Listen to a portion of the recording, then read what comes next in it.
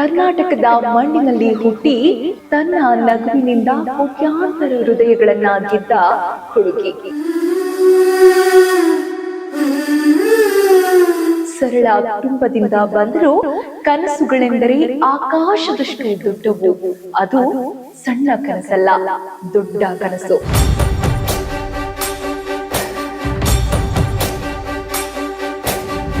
ಇವತ್ತು ದಕ್ಷಿಣ ಭಾರತದ ಟಾಪ್ ನಟಿಯರಲ್ಲಿ ಒಬ್ಬರು. ಇವತ್ತಿನ ನಮ್ಮ ಸಾಧಕಿ ರಶ್ಮಿಕಾ ಮಂದಣ್ಣ.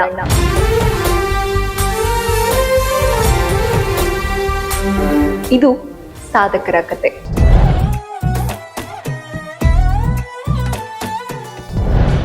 ಸಾವಿರದ 1996 ಏಪ್ರಿಲ್ 5ರಂದು ಕೊಡಗು ಜಿಲ್ಲೆಯ ವಿರಾಜಪೇಟೆಯಲ್ಲಿ ಜನಿಸಿದ ರಶ್ಮಿಕಾ ಬಾಲ್ಯದಲ್ಲೇ ತುಂಬಾ ಚುರುಕು, ಸ್ಮಾರ್ಟ್ ಮತ್ತು ಕನಸುಗಳನ್ನೇ ಬೆನ್ನಟ್ಟಿದ ಹುಡುಗಿ.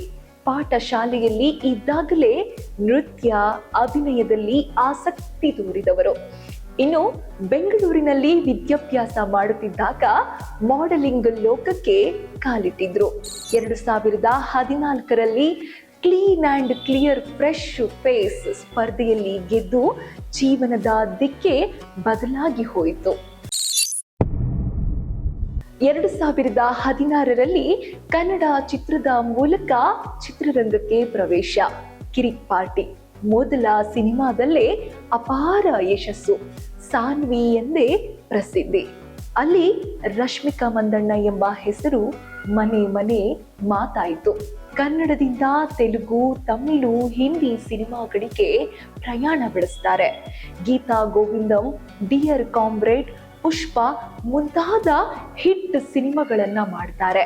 ನ್ಯಾಷನಲ್ ಕ್ರಶ್ ಎಂಬ ಬಿರುದು ಪಡೆದು ಎಲ್ಲರ ಮನಗಳಲ್ಲಿ ನೆಲೆಸ್ತಾರೆ. ಇನ್ನು ಈ ಯಶಸ್ಸಿನ ಹಾದಿ ಸುಲಭವಾಗಿರಲಿಲ್ಲ. ಪ್ರತಿ ಹೆಣ್ಣು ಮಕ್ಕಳು ಅನುಭವಿಸುವ ನೋವು, ಅವಮಾನ, ಸವಾಲುಗಳು ರಶ್ಮಿಕಾ ಮಂದಣ್ಣಕ್ಕೂ ಕೂಡ ಎದುರಾಗಿತ್ತು.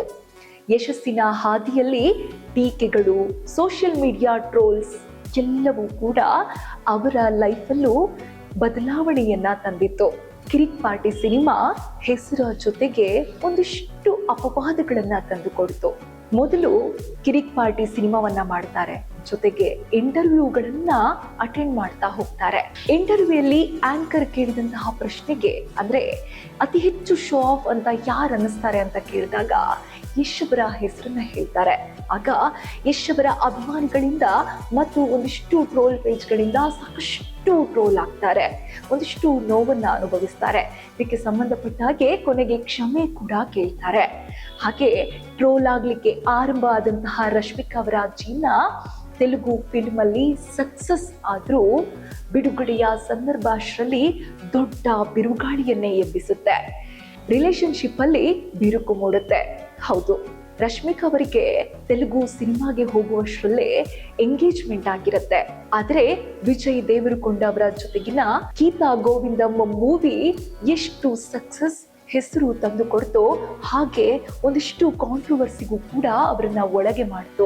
ವಿಜಯ್ ದೇವರಕೊಂಡ ಜೊತೆಗಿನ ಸಂಬಂಧದ ಬಗ್ಗೆ ವರ್ಷಗಳ ಕಾಲ ಗಾಸಿಪ್ ನಡೆಯಿತು. ಅವರ ಎಂಗೇಜ್ಮೆಂಟ್ ಕೂಡ ಇದರಿಂದಲೇ ಮುರಿದು ಬಿತ್ತು. ಈ ವಿಚಾರ ದೊಡ್ಡ ಚರ್ಚೆಯಾಯಿತು. ಈ ವಿಚಾರವಾಗಿಯೇ ರಶ್ಮಿಕಾ ಮಂದಣ್ಣ ವರ್ಷಗಳ ಕಾಲ ನೋವನ್ನ ಅನುಭವಿಸ್ತಾರೆ. ತದನಂತರ ಡೀಪ್ ಫೇಕ್ ವಿಡಿಯೋ ವಿವಾದ.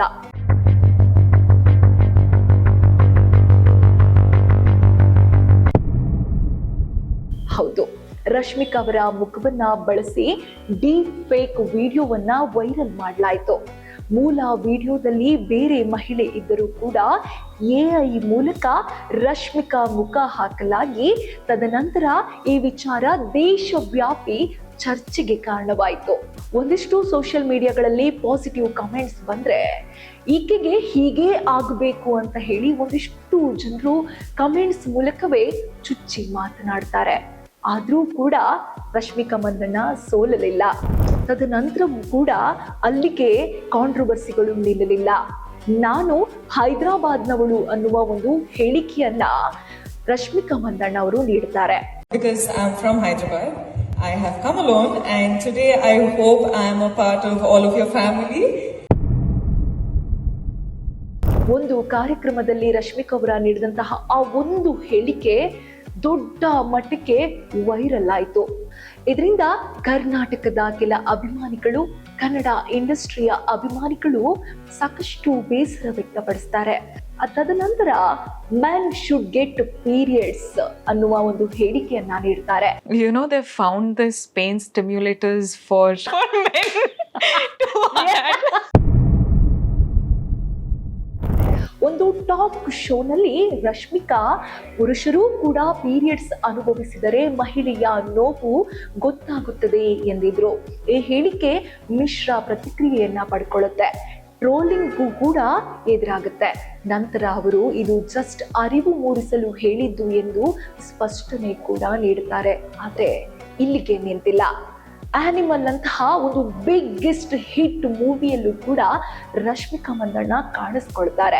ಆನಿಮಲ್ ಸಿನಿಮಾದಲ್ಲಿ ಟಾಕ್ಸಿಕ್ ಪಾತ್ರದ ಬಗ್ಗೆ ರಶ್ಮಿಕಾ ಬೆಂಬಲದ ಮಾತು ಹೇಳಿದ್ರು ಅನ್ನುವಂತಹ ಕಾರಣಕ್ಕೆ ಕೆಲವರು ಅವರು ಟಾಕ್ಸಿಕ್ ಬಿಹೇವಿಯರ್ಗೆ ಬೆಂಬಲ ಕೊಡ್ತಿದ್ದಾರೆ ಎಂದು ಟೀಕಿಸ್ತಾರೆ. ಇನ್ನು ಕನ್ನಡ ಸಿನಿಮಾಗಳ ವಿಚಾರಕ್ಕೆ ಬಂದ್ರೆ ಎಷ್ಟೋ ಮೂವಿಗಳನ್ನ ಮಾಡಲ್ಲ ಎಂದು ರಿಜೆಕ್ಟ್ ಮಾಡಿರ್ತಾರೆ.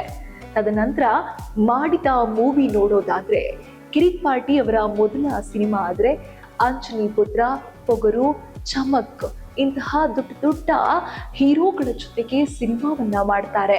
ಆದ್ರೆ ಸಿನಿಮಾಗಳನ್ನ ಮಾಡಿ ಆ ಸಿನಿಮಾಗಳ ವಿಚಾರವಾಗಿ ಏನು ಪ್ರಚಾರವನ್ನ ಮಾಡಬೇಕು ಅಂತಹ ಕೆಲಸದಲ್ಲಿ ರಶ್ಮಿಕಾ ಅವರು ದೂರ ಉಳಿತಾರೆ ಅನ್ನುವ ವಿಚಾರಕ್ಕೂ ಕೂಡ ಕಾಂಟ್ರವರ್ಸಿ ಆಗ್ತಾರೆ. ಹಾಗೆ ಇತ್ತೀಚೆಗಷ್ಟೇ ಅವರ ಜೀವನದಲ್ಲಿ ಒಂದು ಶುಭ ಘಟನೆ ನಡೆಯುತ್ತೆ. ಆದ್ರೆ ಆ ಘಟನೆ ಇನ್ನೇನು ಆ ನಗು ಮಾಸುವ ಮುನ್ನವೇ ಇನ್ನೊಂದು ದೊಡ್ಡ ಶಾಕ್ ರಶ್ಮಿಕಾ ಮಂದಣ್ಣ ಅವರಿಗೆ ಕಾದಿರುತ್ತೆ. ಅದೇನಪ್ಪಾ ಅಂದ್ರೆ 2026 ಅಂದ್ರೆ ಇದೇ ವರ್ಷ ರಶ್ಮಿಕಾ ತಾಯಿಯ ಹಳೆಯ ಪ್ರೈವೇಟ್ ಆಡಿಯೋ ಕ್ಲಿಪ್ ಸೋಷಿಯಲ್ ಮೀಡಿಯಾದಲ್ಲಿ ವೈರಲ್ ಆಗುತ್ತೆ. ಈ ಆಡಿಯೋದಲ್ಲಿ ಅವರ ಹಳೆಯ ನಿಶ್ಚಿತಾರ್ಥ ಬಗ್ಗೆ ಮಾತುಗಳಿದ್ದವು. ರಶ್ಮಿಕಾ ಇದನ್ನ ಪ್ರೈವಸಿ ಉಲ್ಲಂಘನೆ ಎಂದು ಕೂಡ ತೀವ್ರವಾಗಿ ಖಂಡಿಸ್ತಾರೆ.